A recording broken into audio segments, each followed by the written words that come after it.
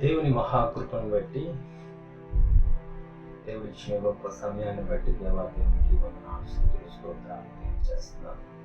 దేవుడు మనకిచ్చిన గొప్ప వాగ్దానం, ఆయన మనల్ని ప్రేమించి సజీవ లెక్కలో లెక్కిస్తూ మనందరినీ జీవింప చేస్తున్నటువంటి దేవాదేవుని గురించి, ఆయన మాట వినడం గురించి ఈరోజు కొన్ని మాటలు మనం నేర్చుకోవడానికి దేవుడు, ఆ మాటలు మనం నేర్చుకుంటూ ఆయన జీవితంలో అనేకమైన విషయాలు మనం తెలుసుకోవాలని ఆశిస్తున్నాం. ఈరోజు ముఖ్య అంశము, ముఖ్య భాగము, లేకపోతే ఈరోజు తీసుకున్నటువంటి టాపిక్ ఏంటి అంటే, మీతో చెప్పినది చేయండి.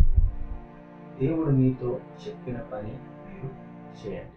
ఏ ప్రతిఫలము మీరు ఆశించవద్దు, ఏ ఆలోచన మీరు పెట్టుకోవద్దు. ఆయన మాట వినడం అనేటటువంటి ఒకే ఒక్క ఆలోచన మనం పెట్టుకొని నేర్చుకోగలిగితే, మనం వెంబడించగలిగితే, అందులో ఆనందాన్ని, అందులో ఉన్నటువంటి సంతోషాన్ని మనం చూడగలుగుతాం. ప్రాముఖ్యంగా ఆయన మాట్లాడుతున్నటువంటి కొన్ని మాటలను వాక్యంలో నుండి మనం తీసుకుంటూ దాన్ని ధ్యానిద్దాం, నేర్చుకుందాం, తెలుసుకుందాం, మన జీవితాన్ని మార్చుకుందాం. ప్రార్థన చేద్దాం. పరిశుద్ధ దేవానికి వందనాలు, స్తుతులు, స్తోత్రాలు ప్రభువా. నీ గొప్ప సమయాన్ని బట్టి నీకు వందనాలు తెలియజేసుకుంటున్నాం. హోలీ రాక్ చర్చ్ ద్వారా తండ్రి మేమందరం కలుసుకుంటూ స్తుతించు భాగ్యాన్ని అనుగ్రహించాం. యూట్యూబ్ ద్వారా తండ్రి దేవా మేము నిర్ణయించుకొని చేస్తున్న ప్రయత్నాన్ని ఆశీర్వదిస్తూ, దీవిస్తూ, మేము మాట్లాడుతున్న ప్రతి మాటని రికార్డ్ చేసుకునే భాగ్యాన్ని అనుగ్రహించడానికి వందనాలు. మమ్మల్ని వెంబడిస్తున్నటువంటి వారు, మా మాటల ద్వారా, ఈ వాక్ ద్వారా బలపరచబడుతున్నటువంటి వారిని దీవించండి, ఆశీర్వదించండి.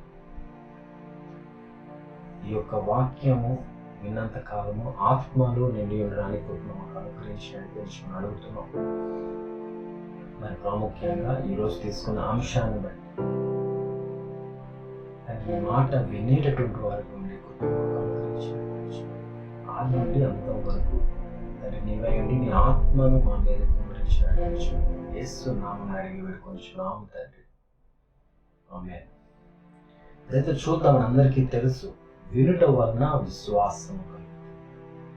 ముందు దేవుని మాటను వినడం వలన మన జీవితాల్లో విశ్వాసం అనేది పెరగడం అనేది జరుగుతుంది.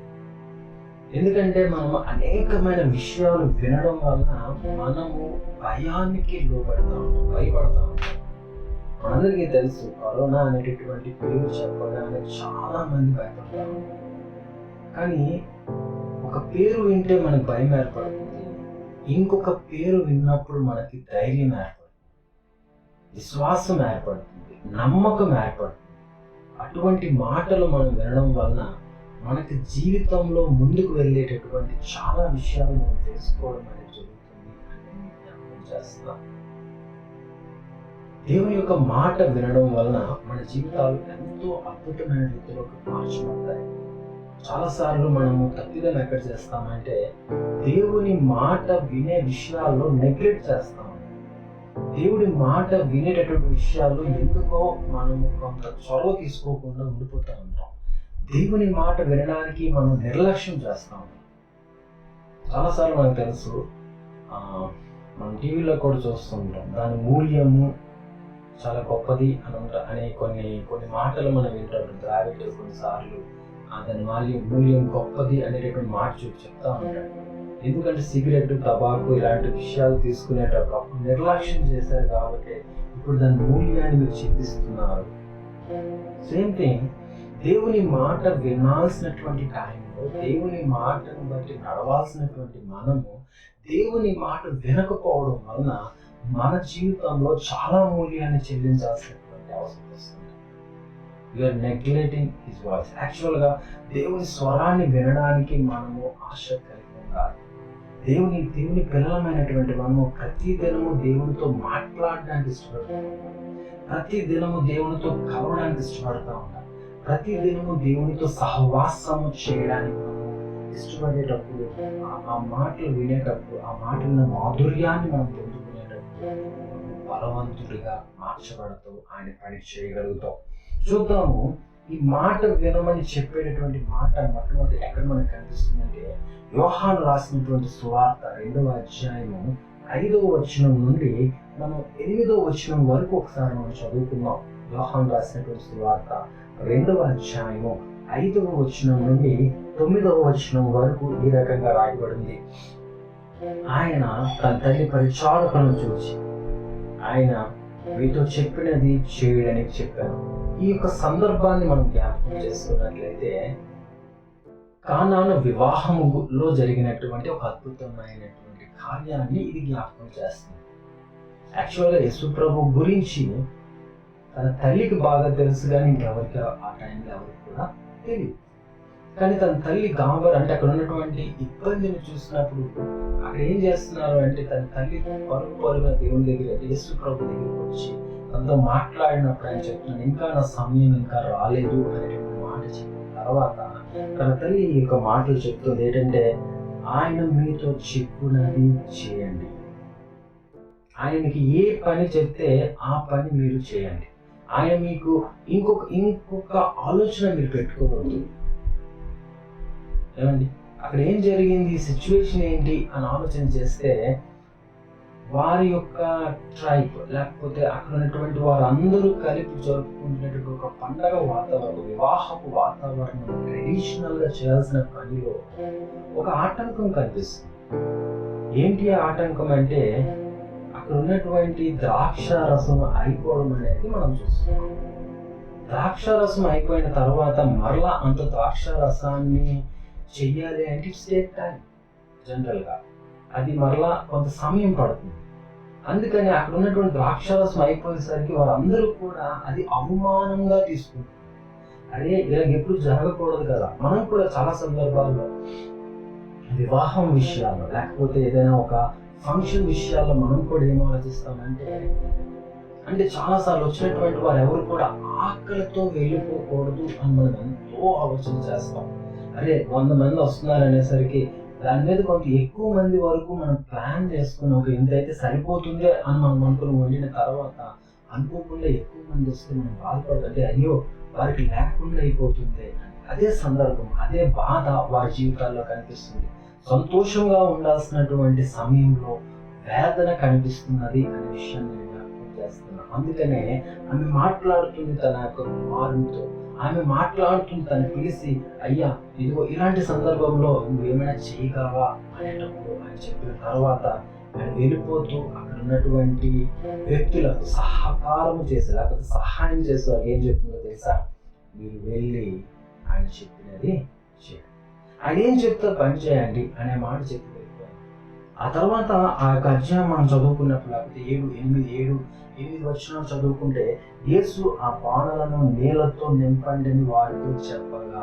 చూడండి ప్రియ సంగమా, ఎంతో అద్భుతమైన విషయం. మనందరికీ విషయాలు తెలుసు కాబట్టి ఎగ్జాక్ట్లీ రావడానికి మనకు తెలుసు, కానీ ఆ సమయంలో ఉన్నట్లయితే ఖచ్చితంగా ఎవరు చేయలేము.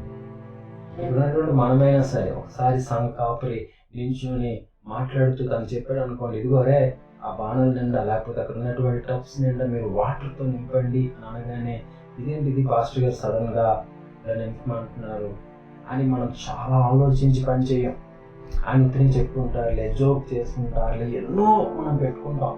కానీ అక్కడ ఏం జరుగుతుందంటే యేసు ప్రభు చెప్పిన తర్వాత వాళ్ళు వెళ్ళి ఎలా నింపమన్నాడంటే బాణల అంచుల వరకు నీటితో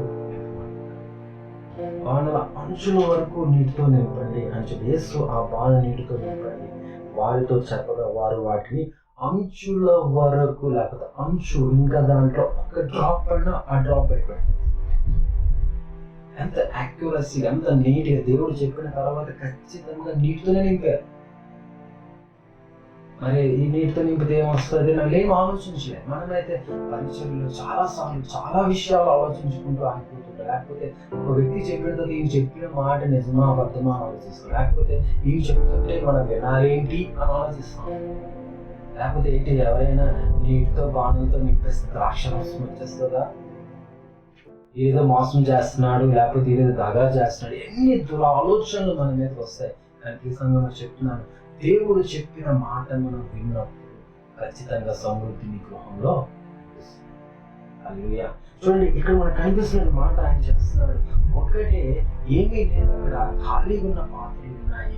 ఆ ఖాళీ పాత్రలో వారిలోకి దేవుడు ఏం చేయమంటున్నాడంటే నీటితో నింపండి అని చెప్తున్నాడు. దాని తర్వాత అప్పుడు ఆయన వారితో మరిప్పుడు ముంచి ప్రధాని వద్దకు తీసుకొని పోండి అని చెప్పగలవాలి అని. చూడండి ఎంత అద్భుతంగా వాటర్తో నింపారు. ఆ యొక్క వాటర్తో నింపిన దాన్ని మరలా బాణల్లోకి ఒక పాత్రను పెట్టి ముంచి ఫస్ట్ ప్రధాని దగ్గర తీసుకెళ్ళి, ఎందుకంటే అతను చెక్ చేస్తాడు.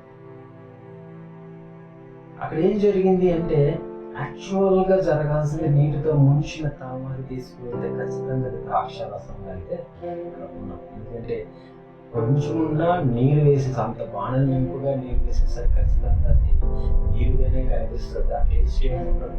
కానీ ఆ తర్వాత ఉన్నటువంటి మాటలు మనం వినేటప్పుడు, అక్కడ జరుగుతున్నటువంటి విషయాలు మనం వినేటప్పుడు, అక్కడ జరిగిన అద్భుతం మనం చూసి యేసు ప్రభు తను చేసిన గొప్ప ఫస్ట్ మిరాకిల్ ఏమైనా ఉంది అంటే అక్కడ అదే కనిపిస్తుంది. ఆయన చేసిన పని ఏంటి అంటే అక్కడ లేమిలో ఉన్నటువంటి వారికి, సహాయం కావాల్సినటువంటి వారికి దేవుడు వారికి సహాయం ఇచ్చాడు.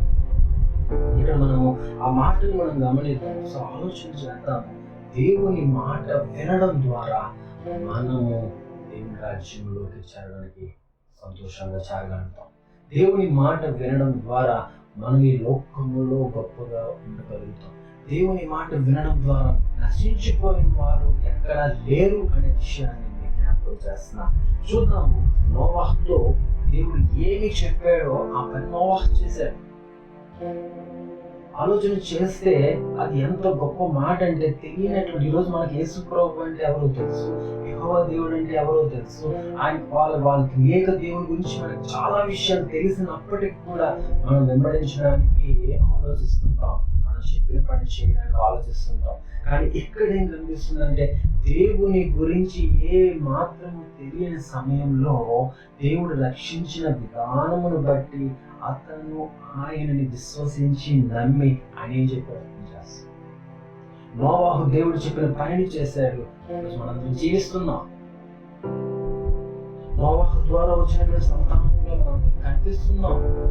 నోవాహు చేస్తున్నటువంటి ఆ పనిని ఆలోచిస్తే, నోవాహు అని పిలిచి ఓడ తయారు చేయి అనగానే ఉమ్మారు మాట్లాడకుండా ఆయన ఏం చేస్తున్నాడంటే ఓడను నిర్మించడానికి ఇష్టపడుతున్నాడు. ఇష్టపడడం కాదు, నిర్మించాడు. హల్లెలూయా. ఆదికాండము 6వ అధ్యాయము 22వ వచనాన్ని ఒకసారి మనం చదువుకుందాం. ఆదికాండము 6వ అధ్యాయము 22వ వచనం. నోవాహు అట్లా చేశాను, దేవుడు అతనికి ఆజ్ఞాపించిన ప్రకారం యావత్తు చేశాను. చూడండి, అద్భుతమైన మాట. మనకి ఎవిడెన్స్ దొరికింది. ఏంటి అంటే నోవాహు అట్లు చేశాను, దేవుడు అతనికి ఆజ్ఞాపించిన ప్రకారము అతను యావత్తు చేశాను. చూడండి, అక్కడ ఎంత అద్భుతమైన మాట. నోవాహు ఖచ్చితంగా దేవుడు చెప్పిన మాట. నోవాహు దేవుడు చెప్పినటువంటి అద్భుతముగా ఆయన చేయాల్సిన పని ఆయన చేశాడు. నోవాహు ఖచ్చితంగా దేవుడు చూపించిన మార్గం ప్రకారం ఆయన నడవడం అనేది మనం చూస్తున్నాం. గ్రంథంలో నోవాహు అబ్రహాముతో దేవుడు ఏం మాట్లాడాడో ఆ మాట అబ్రహాము చేసినట్లుగా చూసి అబ్రహాము దేవుడు ఏమి చెప్పాడో ఆ మాట చేశాడు.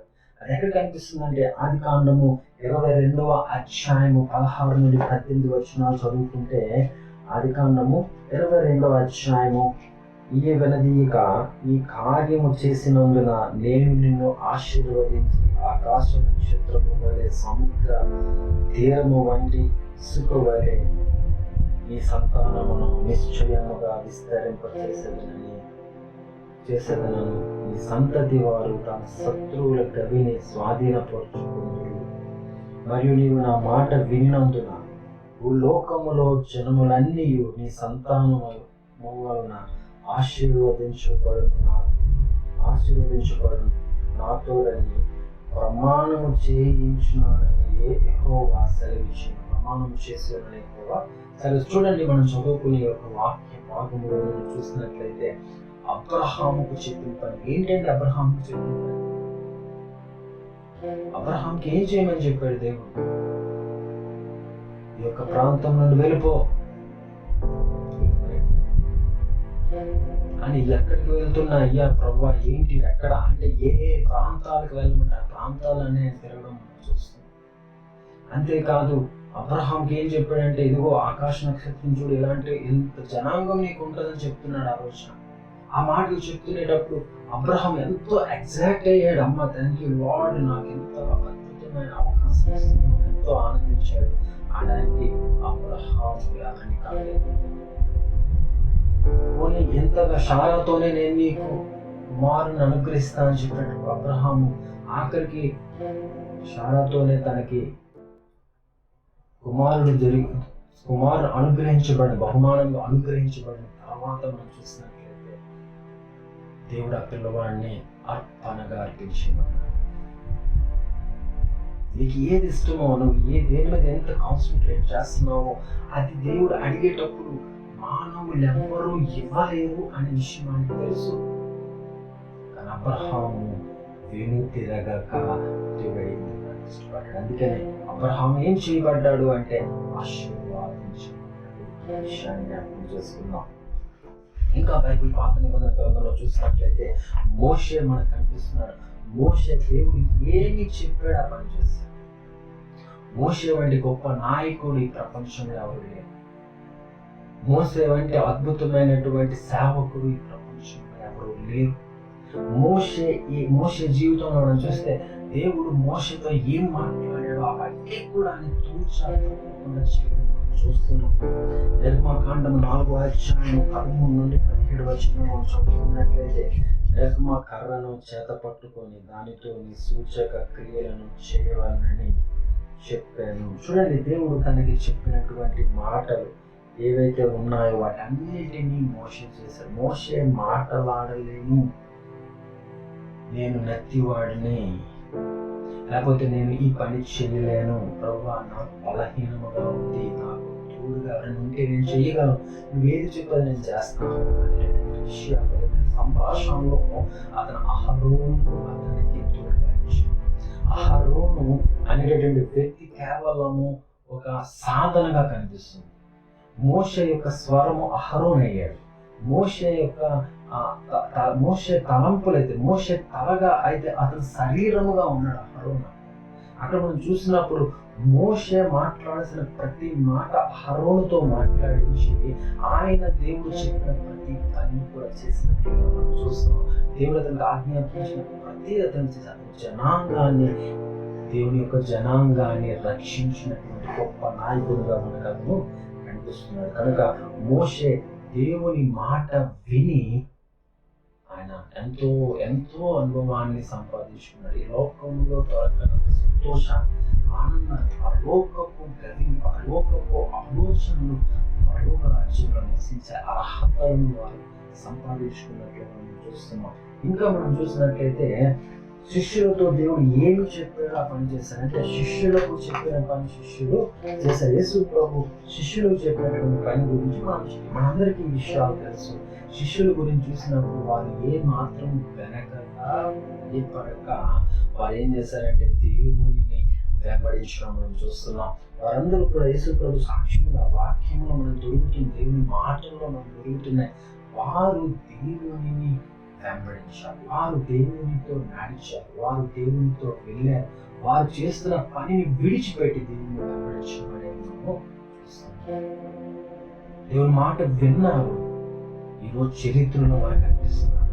దేవుని మాటను విన్నారు, పరలోకంలో వారు కనిపిస్తున్నారు. దేవుని మాట విన్నారు, ఈ లోకంలో పరలోకంలో వారు జనాన్ని పొందుకునేటువంటి వ్యక్తులుగా మనకు కనిపిస్తున్నారు. ఈ సంఘంలో మనమైతే దేవుని మాట వినడానికి మనం ఎంతో ఆలోచిస్తాం. దేవుని మాట వినడం అంటే ఎంతో కఠినం అన్నట్టు మనం అనుకుంటాం. కానీ చూడండి, వారైతే దేవుడు పిలవగానే, యేసు ప్రభు మాటలు విని దేవుడు రండి అని పిలవగానే తోళ్ళు విడిచిపెట్టి మనుషుని పట్టు జాగ్రత్తగా రండి అనగానే వారు ఏం చేస్తారంటే వారు చేస్తున్న పనిని విడిచిపెట్టారు.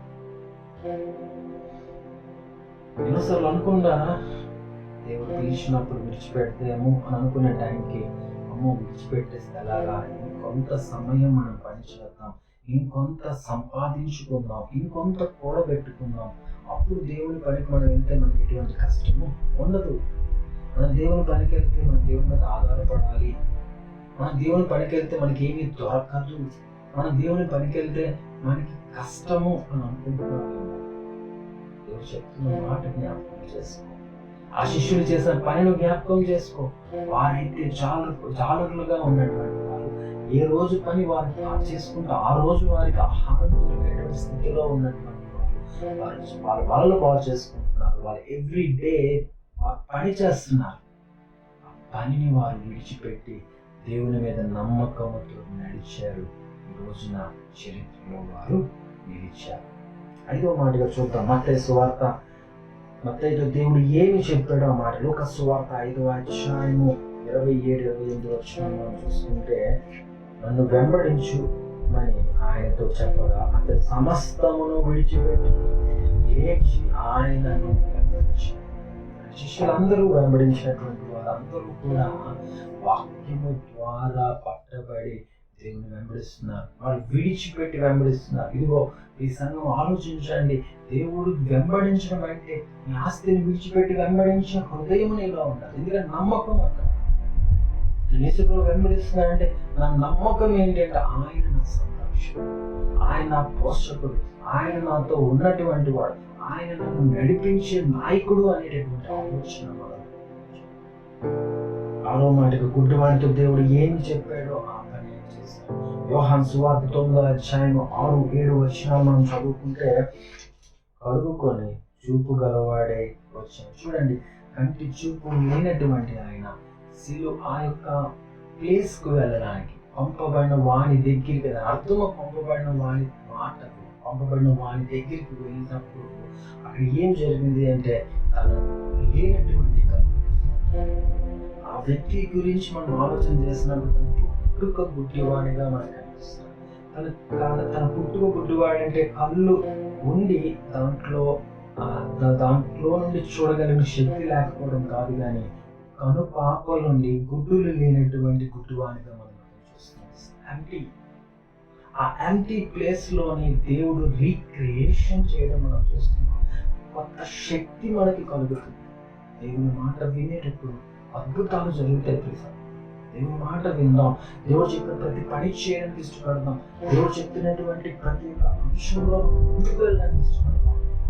ఈరోజు నేను 6 మాటలు నేను చేస్తాను. 6 విషయాలు నేను తెలియచేయడానికి ఇష్టపడుతున్నాను. మారు మనస్సు పొందే అనుభవాన్ని మనం కలిగి ఉండాలి. దేవుడు చెప్తున్నాడు, మారు మనస్సు పొందండి అనేటటువంటి మాట చెప్తున్నాడు.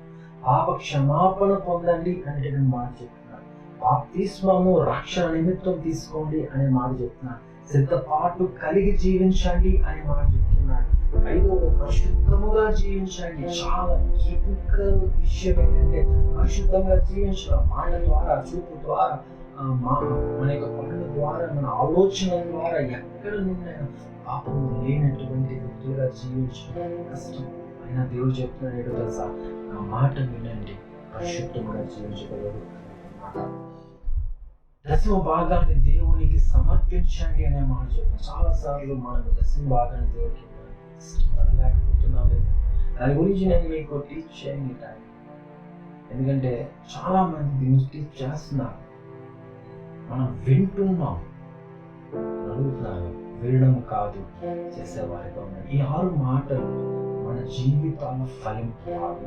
మనం ప్రయత్నం చేయగలిగితే, మనము చూడగలిగితే, ఇదిగో ఈ సైడ్ స్క్రీన్ మీద మీకు మాటలు ఒకసారి చూపబడుతున్నాయి. వాటిని మీరు చూసినప్పుడు, విన్నప్పుడు వాటి గురించి ఆలోచన చేయండి. దేవుడు చెప్పిన మాటలు విని జాగ్రత్తగా నడుచుకోగలిగితే, ఇదిగో అబ్రహాముకు కలిగిన జీవితం, మోషేకు కలిగినటువంటి జీవితం, శిష్యులకు కలిగినటువంటి జీవితం, గుడ్డివాడి కలిగినటువంటి జీవితం, గుడ్డివాడు ఏ రకంగా మార్పు చెందడం, అటువంటి జీవితాన్ని స్వాతంత్రించుకోగలుగుతాం, నువ్వు చూడగలుగుతాం, నువ్వు శక్తివంతంగా ఉండగలుగుతాం. నా మాట విని నన్ను పంపిన వాని యందు విశ్వాసం ఉంచువాడు నిత్య జీవము గలవాడు. వాడు తీర్పులోనికి రాక మరణములో నుండి జీవములోనికి దాటి ఉన్నాడని మీతో నిశ్చయముగా చెప్తున్నాను. మీ జీవితాలు అద్భుతాలు జరుగుతాయి. మీరు దేవుని మాట వినేటటువంటి హృదయాన్ని కలిగి ఉండండి. మనం దేవుని మాట వినకపోవడం వల్లనే మనం ఈరోజు ఇన్ని ప్రాబ్లమ్స్ ఫేస్ చేస్తున్నాం. దేవుని మాట వినంటే ఆయన హెచ్చరిస్తాడు. దేవుని మాట వినేవారిగా ఉంటే చూడండి, లోతు జీవితంలో జరిగినటువంటి అద్భుతం మనం గమనించుకోవచ్చు. లేకపోతే లోతు కూడా అగ్నిగుండంలో అగ్నిలో మాడి మర్షైపోవాలి. దేవుని మాట వినే హృదయం కలిగి ఉంది కాబట్టి ఆయన కొరకు, తన కొరకు ప్రార్థన చేసేటటువంటి వారు, తన కొరకు విజ్ఞాపన చేసేటటువంటి వారు బయట ఉన్నారు కాబట్టి లోతు రక్షింపబడ్డాడు. ఈరోజు నీ కొరకు ప్రార్థన చేస్తున్నారు కాబట్టి, ఈరోజు అనేక మంది నీ కొరకు కన్నీరు ప్రార్థన చేస్తున్నారు కనుకనే, ఇదిగో ఈరోజు నీ కొరకు అనేక మంది దేవుని స్వరాన్ని విని బలము కలిగి నీ కొరకు త్యాగము చేసేవారు ఉన్నారు కనుకనే నువ్వు రక్షింపబడుతున్నావు. ఆయన మధ్యాకాశానికి వచ్చినప్పుడు ఎత్తబడేటటువంటి వ్యక్తిగా నువ్వు మారు మనస్సు పొందాలని నేను ఆశిస్తున్నాను. నేను నమ్ముతున్నాను మీరందరూ దేవుని యందు ఎంతో భయభక్తులు కలిగి మీరు జీవిస్తున్నారు.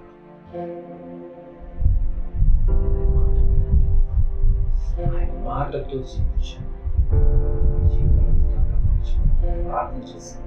పరిశుద్ధుల దేవాన్ని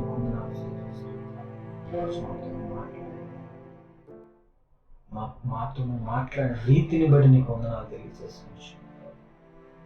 నేను జీవించేవారు, నేను పరీక్షించేటటువంటి వారు, నీ మాటలు విని నేను జీవించేటటువంటి కృపను అనుగ్రహించండి. ప్రార్థన చేస్తాను. కుటుంబాన్ని తెలియచేయండి. తండ్రి, నువ్వు చెప్తున్న విధానం బట్టి ప్రభు మా కన్నా ముందున్నట్లు అనేక మంది హిస్టరీలో కనిపిస్తున్న ప్రతి ఒక్క వ్యక్తి కొరకు మనం ఆలోచిస్తే తండ్రి, ఈ మాట విని వారు ఎంత అద్భుతమైన స్థితిలో ఉన్నారో మాకు కనిపిస్తుంది. ఈ మాట విని హృదయం కలిగి, ఈ మాట విని నడిచేటటువంటి వారు ఈ హోలీ రాక్ చెస్ ద్వారా తండ్రి, ఇదిగో ఈ యొక్క భర్జన మినిస్ట్రీ ద్వారా తండ్రి చేస్తున్నట్టు యూట్యూబ్ ఛానల్ ద్వారా మేము తండ్రి ఈ యొక్క మాటలు పెడుతున్నట్టు ఈ ఆత్మతో వీటిని చూసే శక్తిని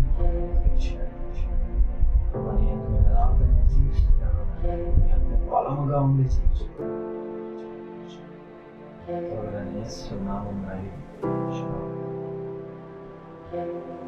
Amen.